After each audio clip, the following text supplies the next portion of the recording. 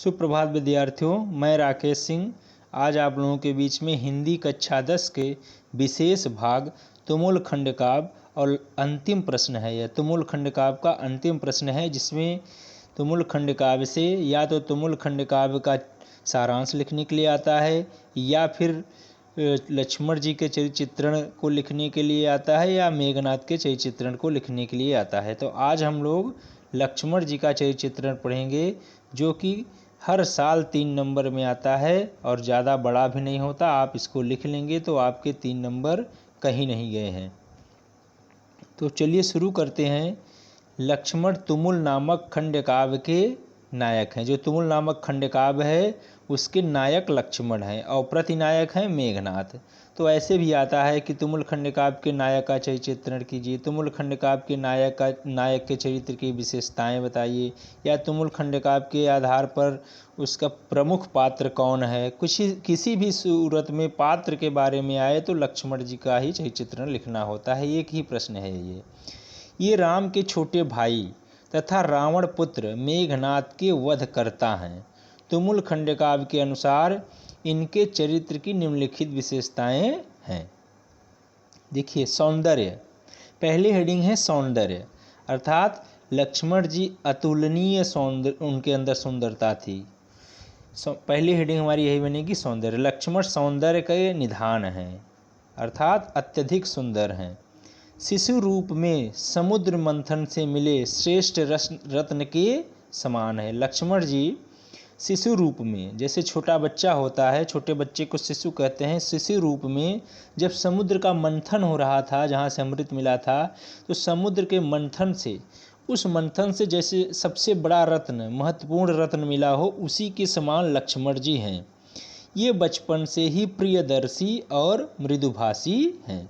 ये बचपन से ही प्रियदर्शी हैं और मृदुभाषी, अर्थात सरल कोमल बोलने वाले हैं।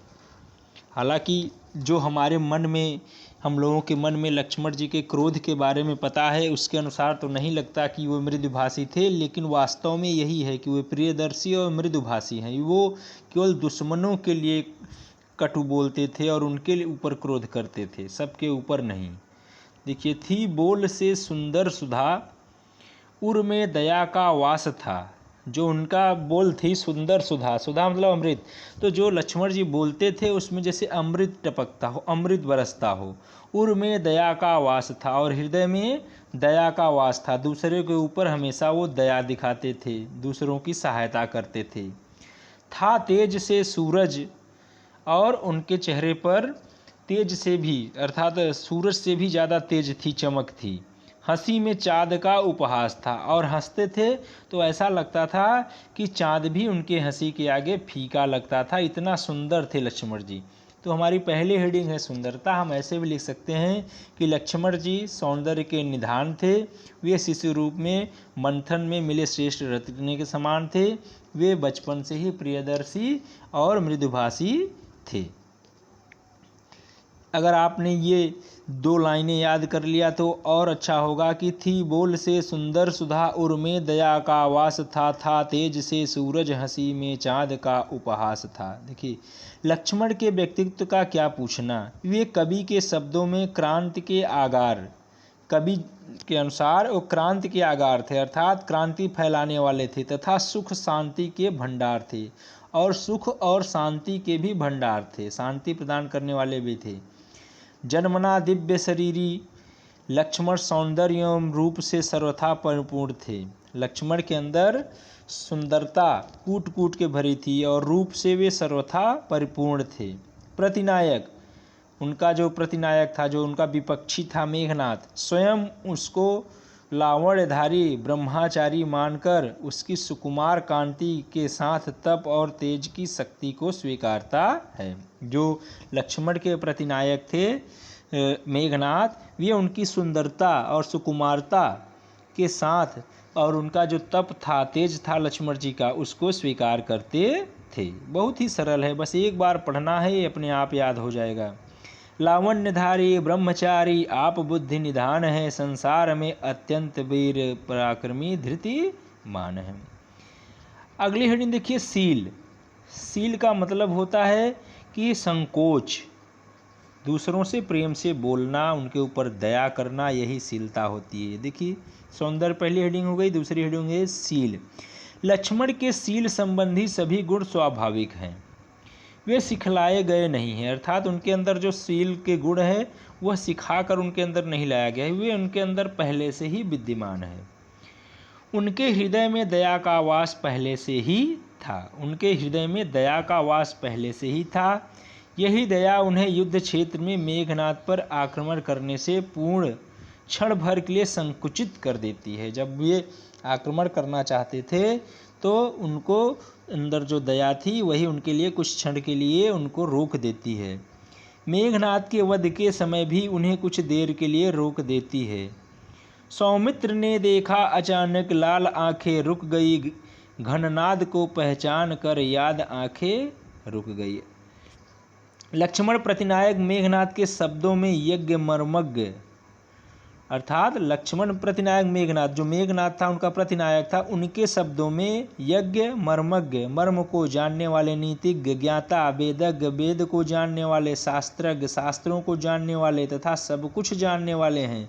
उनमें पृथ्वी की क्षमाशीलता, पृथ्वी की तरह क्षमाशीलता है, जैसे हमारी पृथ्वी माता है हमें हर चीज़ों के लिए क्षमा कर देती है, उसी प्रकार उनके अंदर क्षमाशीलता, सागर की तरह गंभीरता, और सागर की तरह गंभीरता थी, कुछ भी हो जाए बोलने वाले नहीं। पर्वत सा धैर्य, जैसे पर्वत एक जगह खड़ा रहता है उसी प्रकार लक्ष्मण जी में भी धैर्य था।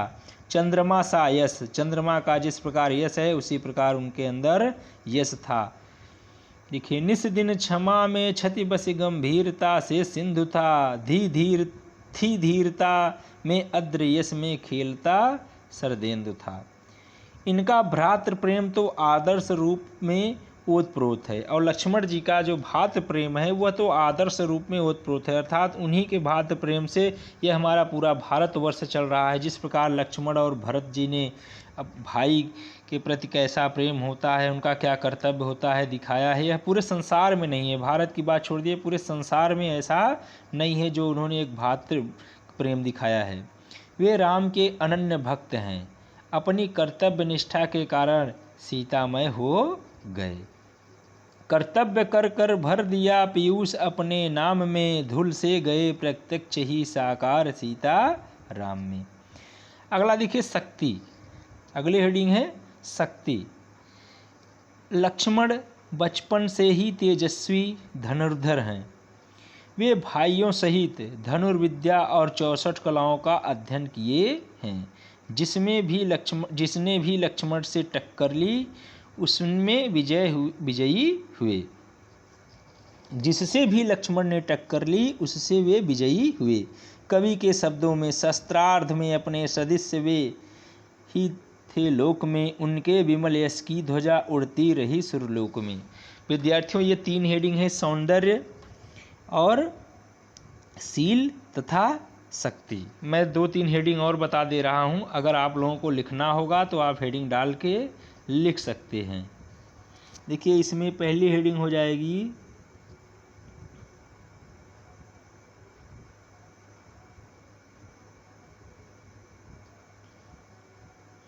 विनयशीलता।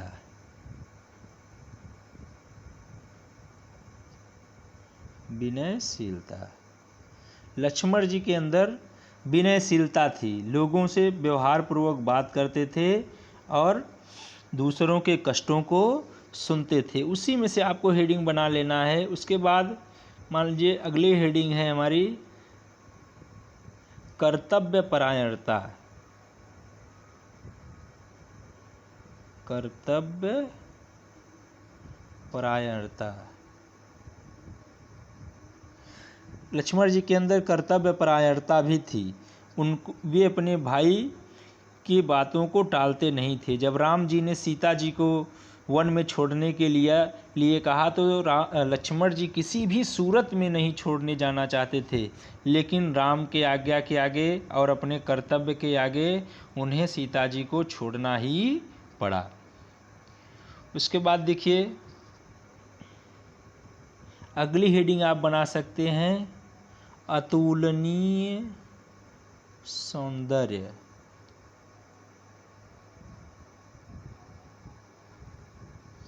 लक्ष्मण जी अतुलनीय सौंदर्य थे, सुंदरता के मूर्ति थे, उनके जैसा सुंदर कोई था नहीं।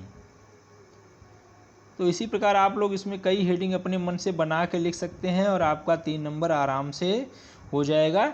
मेन हेडिंग आपकी इसमें 3 है, इसी में सब आ जाएगा, शीलता, शक्ति और सुंदरता। तो चलिए विद्यार्थियों, आज हम लोग यहीं पर रुकते हैं। मेरे इस वीडियो को लाइक करिए, शेयर करिए, चैनल को सब्सक्राइब करिए। इसके आगे मैं आप लोगों को फिर से पढ़ाऊंगा मेघनाद का चरित्र चित्रण और फिर तुमुल खंड काव्य का सारांश। धन्यवाद।